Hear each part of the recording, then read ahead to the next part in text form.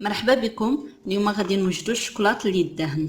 هذا الشوكولات كيجي رائع جدا، كنتمنى انكم تجربوه وعاد تشوفوا النتيجه ديالو. كيصلح لبزاف الاستعمالات، كيجي رائع احسن من ديال الزنقه. لهاد الوصفه كنحتاجوا كاس كبير ديال الحليب، عندنا شوكولات ما يعادل تقريبا 30 قطعه مربعه ديال الشوكولات، عندي 3 المعالق كبار ديال سنيده. استعملت انا سنيده حيتاش عندي شوكولات مر. الا كان شوكولات ديالكم حلو بلا ما تستعملوا سنيده.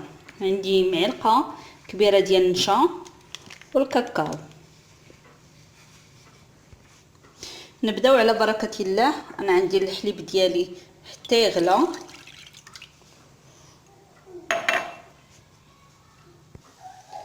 فاش كيغلى الحليب ديالنا تنضيفوا ليه الشوكولات، كنبداو نحركو حتى كيذوب كما كتشاهدوا، حتى كيذوب الشوكولاط ديالنا.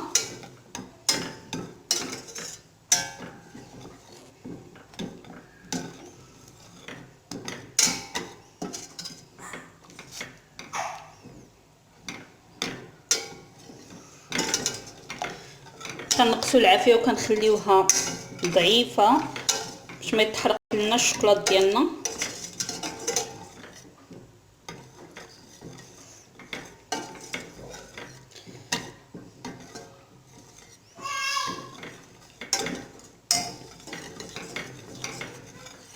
الشوكولاط ديالنا هو داب.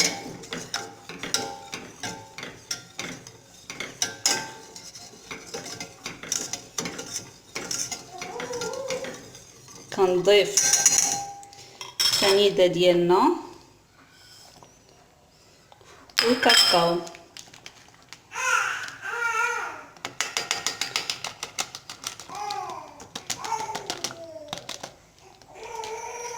كنحرك هكذا.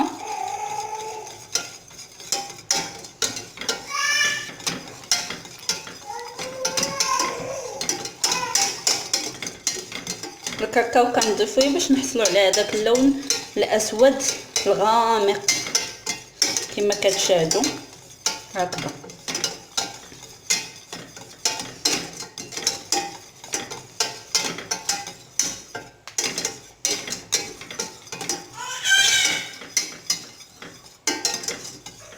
والان من بعد ما حركنا غادي نضيفوا النشا ديالنا، ملعقه نشا.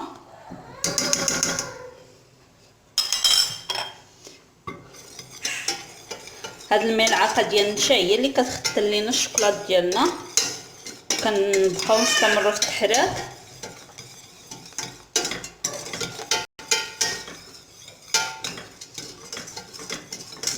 حتى كيعقد لنا الشوكولات ديالنا. هذا هو الشوكولات ديالنا كما تلاحظوا باقي سخون. من بعد ما يبرد هيقصح لينا. غنديروه في قرعه وندخلوه للثلاجه ونخليوه مده 2 سوايع حتى 3 حتى يعقد لينا الشوكولات ديالنا ويكون جاهز للاستعمال. من بعد ما درتو في قرعه غادي ندخلوه للثلاجه دابا، وغادي نخليه مده شي 2 سوايع حتى 3 بين ما يبرد تماما. وغادي نوريه لكم. انا خرجت لي هذه الكميه كما كتشاهدوا هكذا، وخرج لي هذا الشيء. توا ندخلو الثلاجه ونتقابلوا منين نخرجوا من الثلاجه ان شاء الله. من بعد ما كيبرد الشوكولات ديالنا كيولي على هذا الشكل كما كتلاحظوا، جاهز للاستعمال.